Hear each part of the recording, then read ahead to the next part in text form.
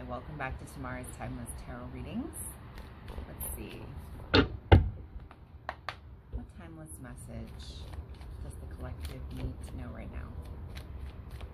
What timeless message does the collective need to know? What does the universe want to tell the collective, please? The moon. So the keyword on this card says fear. The moon is uncertainty. The moon is emotion. It is the subconscious. It is mysticism. It is an enigma of sorts. The moon is about astro travel and dreams, and it's the underlying signs that your consciousness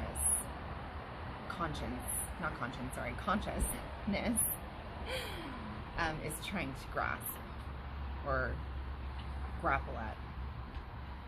And it's a good idea to keep a dream dictionary close to you, or a little journal where you can jot down your dreams upon waking. Try and focus on what it is that your dreams are trying to tell you. It's about using your intuition, and it's also about reminding yourself to just sit back for now. Don't take action just yet when the moon card comes up, because the moon is kind of a fickle type of energy, and there are still things that are left in shadow, and until you have all the facts, you don't want to move ahead just yet, okay? So that's the moon card. Sit with your shadows. Sit with the things that tend to make us feel uncomfortable. Those are the things that we need to sit with, that need our attention most of all. I love how she's consoling this moth.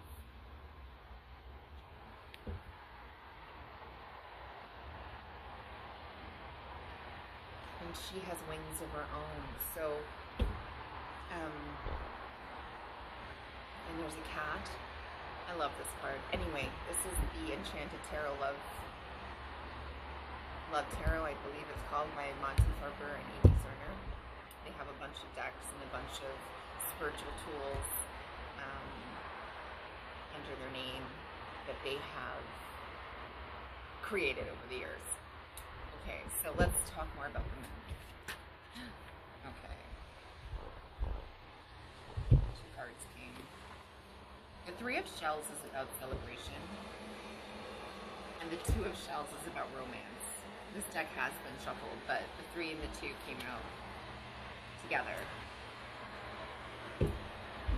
So there could be some uncertainty right now surrounding a relationship, whether it's exclusive or not, whether there's a third party involvement, whether it's just friends with benefits, or what are those weird terms now all the younger generational people are saying, like a situationship? I don't know, I never called it that growing up. But the Two of Shells or Cups, typically in traditional tarot, is about,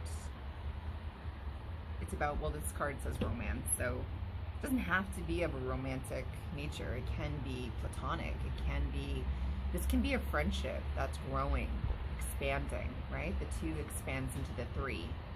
Although the 3 came before the 2, or I at least noticed the 3 before the 2, so it could be that there are 3 people involved in this, and it's now coming down to 2. The 2 that are interested in one another, where it's more mutual, where 2 parties are playing more on, equal footing, that they're on the same page, that there's more of a synchronistic connection here. But with the moon, that has yet to happen, perhaps, because there's still an uncertainty, or there's a fear-based kind of worry or anxiety that it may not get to that point if it is in fact of a romantic nature. There could be some kind of interference or distraction. It doesn't have to be a third person per se. It could be which is something else that's taking that person away from being in a relationship, being in a committed relationship with the potential for it to grow. Let's see. No, what card came? Interesting, a bunch of cards were turned over, but I'm just going to put them back in the deck, and if they're meant to come out, they will. So we have the moon, we have the two of shells, two of shells. I saw the 3 first before I saw the 2. So we have fear, and we have romance, and we have celebration. Maybe we're fearful to commit. We're fearful to be in a relationship where it's just you and another. Maybe you're used to being more casual or open, and maybe this is sort of like making you feel a bit uncomfortable. There's a reason why it's making you feel uncomfortable. It could be the situation itself, it could be the person, right? Like when it feels right, it feels right. If something feels off or amiss, then it's telling you, your gut, your intuition, please listen to it.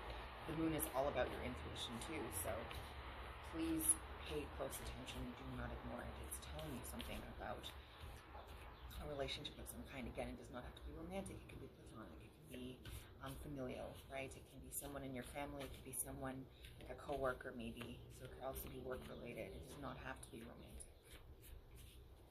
This is just a romantic type deck, so it shows itself as such. Any more cards, please, for our message today, our reading today from the universe, please. The moon and the 2 and 3 of cups or shells.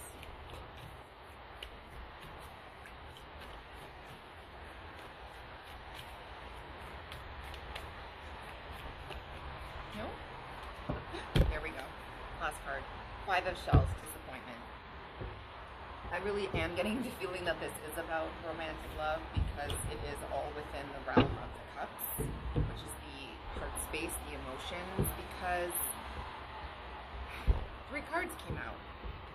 So cups is shells in this deck, and there could be some disappointment that this relationship isn't what you had hoped it would be, that it isn't right now and that it may not be.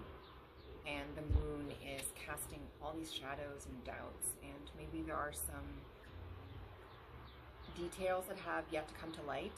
That's why I think it's important to, if this is a relationship, and in fact a romantic relationship, then I think it's important not to rush ahead too much or to get too ahead of yourself. I think it's important to slow down and maybe communicate your wants and your needs when you feel like the timing is right.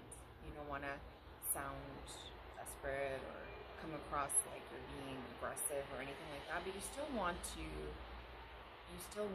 voice your concerns because this is your life too, and you don't want to waste your time if you know what you want and this isn't what you want, and you definitely want to make sure that it is in fact not going to be what you want, and so then you can make your decision based off that. And you know, disappointment, the 5 of shells, this is usually a card of breakup or divorce or some kind of heartbreak. And in the traditional Rider-Waite, it's about focusing on what is still left standing and not what isn't, not the cups that have spilled over. It's the lessons that we've learned, as painful as they may be. Those are the lessons that we take forth with us and grow from. You know, it's funny, I noticed that the 3 of shells here, the shells are all kind of more closed. So maybe when the situation, you know, even though it's one of celebration, it can also be of excess or kind of like overindulgence in a way. And it could be like, it's kind of just not going anywhere because of that. 2 of shells is more open. As you can see, those 2 shells, they're quite open. They're quite receptive to one another. And it's more like evil, and not just, no, even playing field, like even ground, right? Wow, that's weird that word came out. I would never even go there because I'm all about light and love and harmony. But there's definitely maybe I'm thinking the devil, maybe somebody with bad intention or ill intentions. And maybe you need to find that out for once and for all. And sometimes it's better just to rip the bandage and just leave. You know, then you're just prolonging the And I think we've all been there for the most part. Yeah, so I feel like this is a very uncertain situation, this relationship, and it's also one of a very emotional nature because you're feeling confused and you're feeling like something's amiss. So please listen to your gut if that is in fact this message resonates with you, and if that is something that you can relate to, then please listen to your intuition. Please make sure that you have all the facts before moving forward, and do not give of yourself if the other person has closed off and is not giving themselves, right? It needs to be even, it needs to be equal, it needs to be receptive, it needs to be requited. And if it's not, then you have to step back and ask yourself, is this the kind of relationship that I want? And if that's not the kind of relationship that you want, then you know in your heart of hearts what you need to do. So, I mean, it's not the happiest of messages, but it's a realistic message, and it's certainly a message that I think can be applicable to a lot of people. So let me know if this resonates with you, and I'm wishing everyone a very happy weekend.